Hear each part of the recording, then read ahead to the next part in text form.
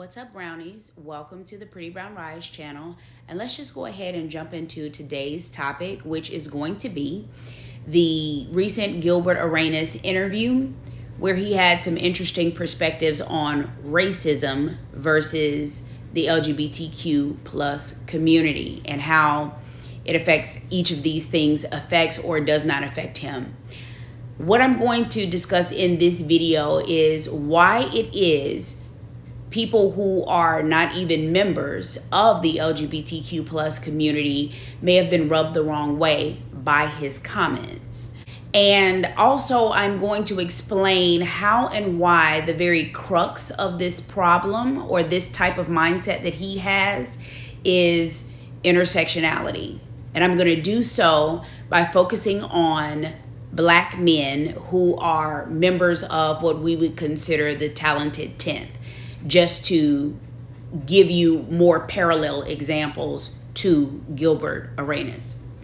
So just a little bit about myself, the creator. As far as intersectionality with me, I am Black and a woman. And as far as ability or disability, my situation is kind of unique because it's intermittent. I have a chronic illness that does temporarily paralyze me. So I know what it feels like to not be able to be fully functioning as far as a person sometimes, and then sometimes you are.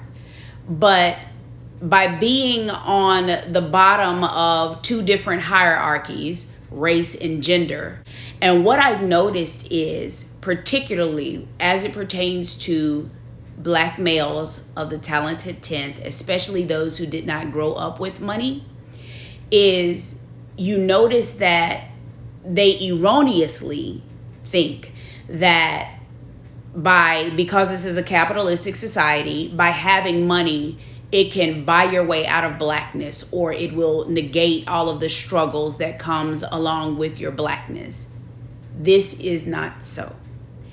But what's really egregious is I notice that now that they feel as though they don't have to deal with that particular struggle, what begins to happen is this punch down behavior and mentality on other segments of oppressed society, right?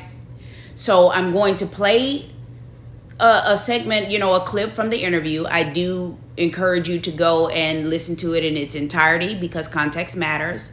But also, I'm going to give you examples spanning actually over a century to kind of frame this out. And we're going to wrap it up with a question about the wealth transfer in America and why it only seems to flow one way. In terms of players, coaches, etc., have you actually experienced any real racism in the NBA? No. Never. Real? No. I don't consider you an equal. Yes, I admire certain things about you, but I wouldn't let you date my daughter. I wouldn't invite you to my home. I don't think you're as intelligent as I am. That's all racist. Yeah, but I have on your jersey, I have on your shoes, I buy your product. Sounds stupid. Sounds stupid. I'm up there cheering and you can't date my daughter, but can you take a picture with her? Like I'm having, like even with the LGBT, right? Mm-hmm. I think it's the most unfair group walking the planet right now. How so? They have a playbook that only they are playing by, that they can only see. No one else gets to see this playbook, but we're being judged by everything that's in this playbook, but we don't know it. So it's like there's no open dialogue, right? There's no open dialogue about what is appropriate, what's not. We only find out after we f*** up. That's unfair. Yeah. I want to ask you, what do you think about that line when Jay-Z said, I'm not black, I'm OJ? Well, first of all, he didn't say it right. When Johnny was talking to me about it, and all it was going on is black, black, black, I said, man, fuck being black. This is me. This is about OJ. Yeah. It wasn't about black or white. It was about, these guys were after me. Yeah. So that's how that was expressed. It wasn't, I'm not black. It was this ain't about being black. It's about me. Okay. Intersectionality refers to the way race, gender, class, sexuality, and other parts of who we are overlap with one another. People from different backgrounds experience the world differently. Intersectionality helps explain how parts of who we are come together to determine who has power in our society and who does not. A descendant of slaves, Sarah Rector earned a parcel of land that made her so wealthy the state of Oklahoma declared her white. Tribes such as the Creek and Muskogee brought their slaves with them during the relocation. These slaves became freedmen with tribal rights. Among the Creek freedmen were Benjamin and Molly McQueen, the grandparents of Sarah Rector. The 1866 treaty between the United States government and 5 Native American tribes awarded each freedman, adults and children alike, 160 acres.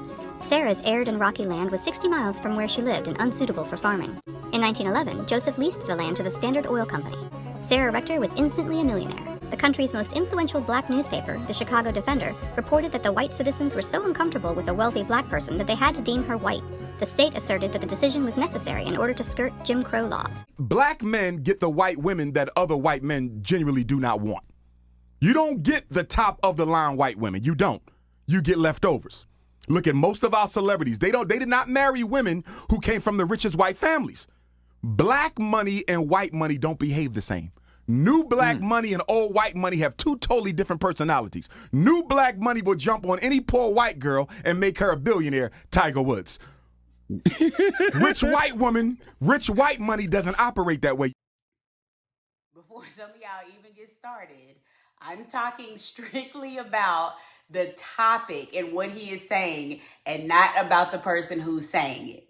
So as it pertains to what he said, there has to be exceptions to every rule. So show me in the comments, type some examples of wealthy white women who married poor black men.